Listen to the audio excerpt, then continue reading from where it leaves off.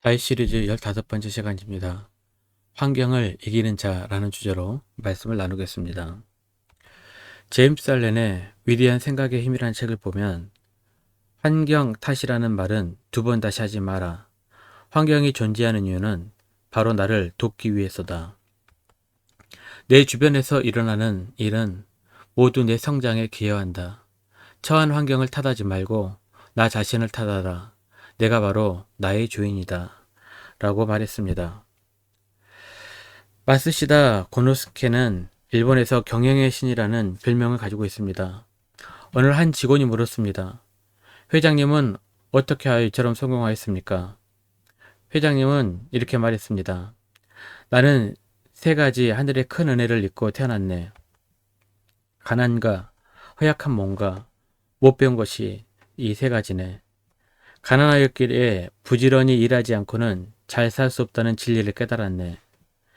약하게 태어났기에 건강의 소중함을 일찍이 깨달아 건강에 늘 힘써 겨울철에도 냉수마차를 날마다 하며 90살이 넘어서도 건강을 지키며 살고 있네.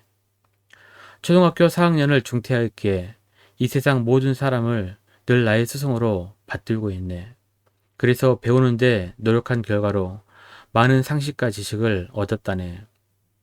이렇게 불행한 환경이 나를 성장시켜준 하늘의 선물로 여기고 늘 감사하며 살아가고 있다네. 사랑하는 성도 여러분, 세상에서 누가 성공할까요? 환경을 탓하는 사람은 절대로 세상에서 이길 수 없고 성공할 수 없습니다. 그럼 어떤 사람들이 세상을 얻습니까? 어떤 환경에 처하든지 거기서 해낼 수 있는 최상을 만들어낸 자들이 세상에서 승리하게 됩니다. 어떤 사람들은 똑같은 환경을 보고 원망하고 불평하면서 세월을 허송합니다. 반면 어떤 사람들은 똑같은 환경에서 미래를 바라보고 무엇이라도 할 수 있는 것이 없을까 희망을 바라봅니다. 이것은 단순히 관점의 차이지만 세상을 완전히 다르게 살게 합니다. 사랑하는 성도 여러분, 이왕이면 원망하고 불평하기보다는 희망을 가지고 내 환경을 바꾸어가는 성도님들이 되시기를 주님의 이름으로 축복합니다. 다윗의 환경은 어떠했습니까? 최악이었습니다. 다윗은 도망자의 신분이었습니다. 그래서 광야에서 사막에서 근근히 살아갔습니다. 더군다나 다윗이 건사해야 할 600명의 식솔들도 있었습니다. 이만큼 힘들고 어려운 환경도 없었을 것입니다. 그런데 다윗은 그 고통스러운 환경에서 보통 사람으로 상상하기 힘든 놀라운 창조적인 생각을 해냅니다. 무엇을 했습니까? 첫 번째, 자기를 죽이려는 사울을 살려주었습니다. 이것만으로도 충분히 훌륭합니다. 하지만 다윗은 여기서 그치지 않고 더 훌륭한 일들을 만들어냅니다. 그것은 무엇이었을까요? 다윗은 600명의 식솔들과 함께 지역 경비대를 만들었습니다. 광야는 자연재해도 많았고 범죄 발생률도 굉장히 높은 곳이었습니다. 강도들이 자주 출몰해 여행객들을 약탈하거나 각축대를 습격하기도 했습니다. 우리가 잘 알고 있는 신약의 이야기에서도 보면 광야에서 강도 만난 사건이 나옵니다. 바로 선한 사마리아인의 이야기입니다. 누가복음 10장 30절입니다. 예수께서 대답하여 이르시되 어떤 사람이 예루살렘에서 여리고로 내려가다가 강도를 만나매 강도들이 그 옷을 벗기고 때려 거의 죽은 것을 버리고 갔더라. 광야를 지나다 이런 강도를 만나는 사건은 구약에서부터 종종 있었던 일입니다. 다윗과 그의 동지들은 광야에서 강도로부터 여행객과 가축들을 지키는 경비대의 일을 시작했습니다. 그들은 무법천지인 광야에서 질서를 세워가기 시작했습니다. 얼마나 멋있습니까?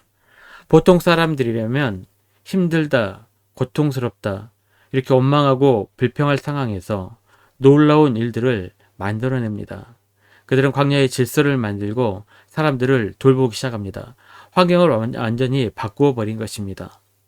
이 덕분에 다윗과 600명의 무리는 주위 사람들로부터 이런 칭찬을 종종 들었습니다. 16절입니다.